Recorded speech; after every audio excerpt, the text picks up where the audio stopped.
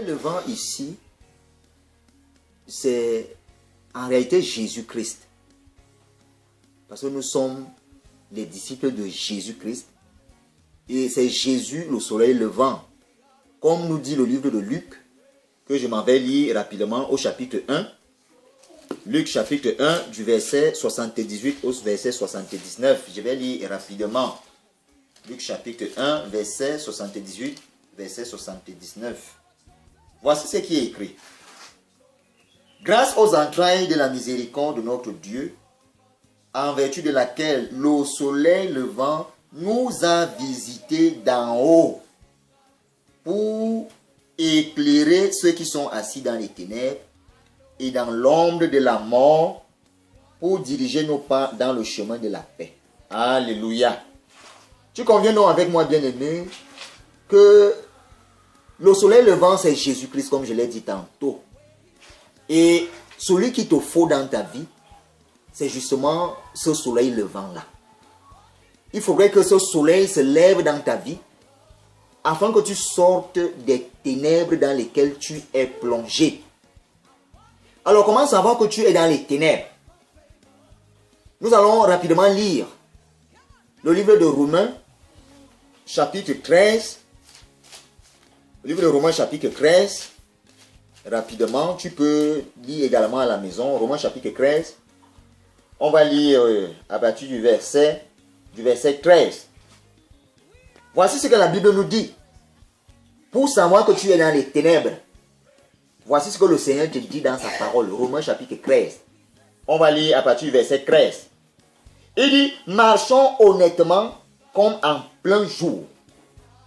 Marchons honnêtement comme en plein jour. Bien-aimé de Dieu, quand tu marches dans la journée, il y a une certaine sérénité. Là où tu places ton pied, tu le places sûrement parce que tu vois où tu vas. Alléluia. Et c'est ça le caractère de l'honnêteté. Celui qui est honnête marche comme celui qui marche en plein jour. Celui qui est honnête marche sans redouter quoi que ce soit. Sans redouter que quelqu'un viendrait lui demander telle ou telle chose. Alors toi qui ne marches pas dans l'honnêteté, comprends que tu marches dans les ténèbres.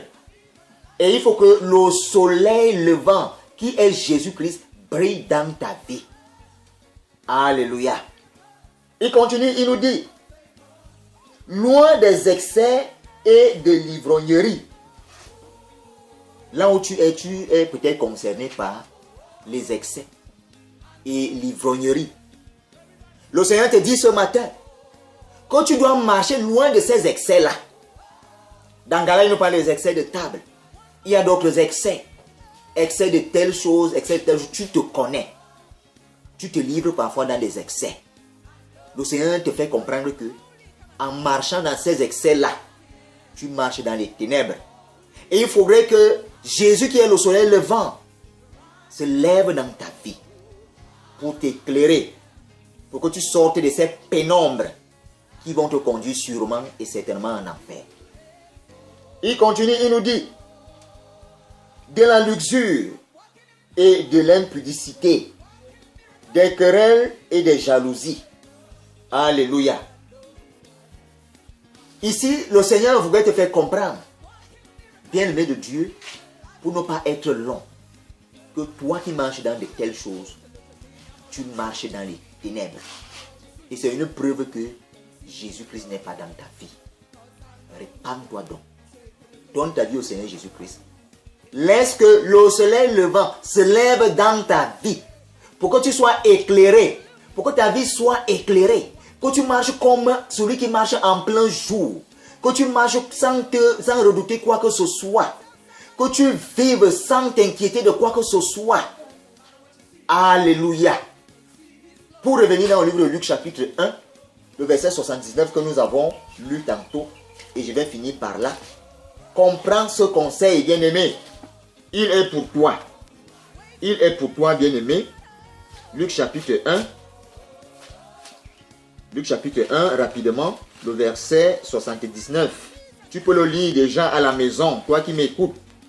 Tu peux déjà lire le livre de Luc chapitre 1 à la maison. le verset 79 que je vais lire. Pour éclairer ceux qui sont assis dans les ténèbres. Alors, tu as vu que tu es dans les ténèbres. Si tu fais ce que nous avons lu dans le livre de Romains, chapitre 13, là, tout à l'heure. Alors, le soleil levant a reçu, oui, l'onction de Dieu de t'éclairer. Tu dois donc le recevoir. Dès ce soir, reçois le soleil levant dans ta vie.